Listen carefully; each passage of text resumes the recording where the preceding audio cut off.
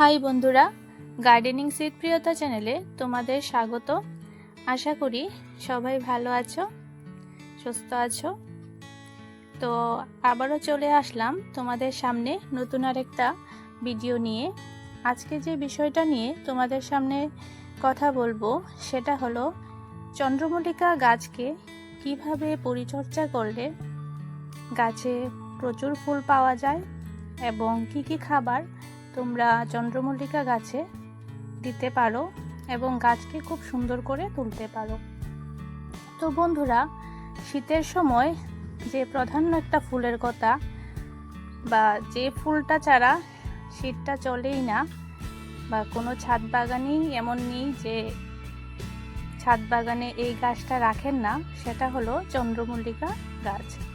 কারণ এই ফুলটা দেখতে যেমন সুন্দর, সেই রকম বিভিন্ন কালারের হয়ে থাকে, ছোট বড় বিভিন্ন সাইজের হয় এবং খুব সুন্দর একটা ফুল। শীতে খুব সুন্দর একটা ফুল বলতে পারো এই চন্দ্রমল্লিকা ফুল। তো আমিও এই চন্দ্রমল্লিকা ফুল লাগিয়েছিলাম ডাল থেকে। আমার এই গাছগুলো হয়ে যাবে 2 মাসের মতো। তো আমি এই গাছগুলোকে ছোট থেকে শুধুমাত্র পিঞ্চিং করে করে এতটুকু করেছি। তো চন্দ্রমল্লিকা গাছকে যতটা বেশি পিঞ্চিং করা যায় তত খুব ভালো ফুল আসে এবং নতুন নতুন ব্রাঞ্চ বেরোয় এবং সেইগুলো থেকে প্রচুর ফুল পাওয়ার সম্ভাবনা থাকে। তো দেখো, উপর থেকে আমি যতগুলো কুড়ি বের হচ্ছে, সেই কুড়িগুলো থেকে আমি সবগুলি কুড়ি একটু একটু করে পিঞ্চিং করে দিচ্ছি এবং সাইড দিয়ে যে ডালগুলো বেরিয়েছে সেইগুলোকেও ভালো করে পিঞ্চিং করে দেব। তার ফলে ঘাসটা অনেকটাই ঝোপড়ালো হয়ে উঠবে এবং শীতের সময় প্রচুর পরিমাণে ফুল পাওয়া যাবে। যত বেশি ব্রাঞ্চ তত বেশি ফুল। তো আমি এখানে সবগুলো গাছকেই এইভাবে পিঞ্চিং করে দিচ্ছি।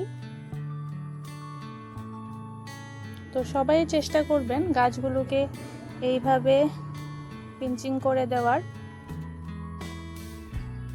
এইভাবে ঘাসটা অনেকটাই ঝোপড়ালো হয়ে যায় এবং খুব সুন্দর হয়। তো তারপরে আমি এই গাছে নিচে মাটিগুলোকে ভালো করে একটু কুড়ে দিচ্ছি। এটার মধ্যে আমি দিয়ে দেব কিছুটা পরিমাণে ডিএপি। আমার এখানে 8 ইঞ্চি টব, তো সেই জন্য আমি 8টা ডিএপি এখানে দেব, বা এর চেয়ে তোমরা কমও দিতে পারো, কিন্তু বেশি পরিমাণে না দিলেই ভালো। তো আমি ওইখানে সাইড দিয়ে দিলাম কিছুটা পরিমাণে ডিএপি। এইগুলো গাছকে বৃদ্ধি খুব ভালো করে, গাছের কাণ্ডকে খুব মজবুত করে এবং গাছকে খুব সুন্দর করে তোলে। তো দেওয়ার চেষ্টা করবে, এগুলো একটু সাইড দিয়ে দেওয়ার চেষ্টা করবে, একদম গাছের গোড়ায় দেবে না। দিয়ে ভালো করে আমি আবার মাটি চাপা দিয়ে দিলাম। তারপরে আমি যে খাবারটা দিচ্ছি সেটা হলো সর্ষের খোল, যেটা আমি 1 লিটার জলের মধ্যে আমি 100 গ্রাম সর্ষের খোল ভিজিয়ে রেখেছিলাম। 5-6 দিন হয়ে যাবে। তারপর আরও কিছুটা পরিমাণে জল মিক্সড করে একটু পাতলা করে নিয়েছি। তারপর প্রত্যেকটা গাছের গোড়ায় এইগুলো দিয়ে দিচ্ছি। এই সর্ষের খোলের জলটা তোমরা সপ্তাহে একবার দিলে খুব ভালো হয়। চন্দ্রমল্লিকা গাছের জন্য খুব ভালো একটা খাবার। সপ্তাহে একবার এই সর্ষের খোলটা দিয়ে দিয়ে আমি গাছগুলোকে এতটা বড় করেছি। এটা খুবই ভালো একটা খাবার।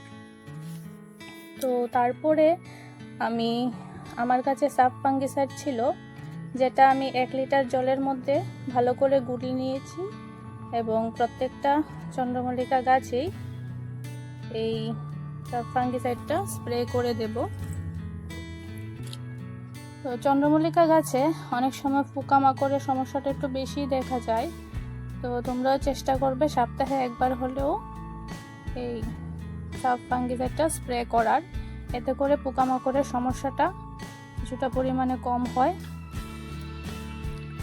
তো বন্ধুরা, তোমাদের যদি আমার এই ভিডিওটা ভালো লাগে, অবশ্যই আমার ভিডিওটাকে একটা লাইক করবে এবং আমার চ্যানেলটাকে সাবস্ক্রাইব করে দেবে আমার পরবর্তী ভিডিওগুলো পাওয়ার জন্য। তো এইভাবে তোমরাও চেষ্টা করে চন্দ্রমল্লিকা গাছগুলোকে এইভাবে যদি পরিচর্যা করো তাহলে দেখবে খুব সুন্দরভাবে চন্দ্রমল্লিকা গাছগুলো বেড়ে উঠছে এবং প্রচুর পরিমাণে ফুল পাচ্ছ। আজকে এই পর্যন্তই।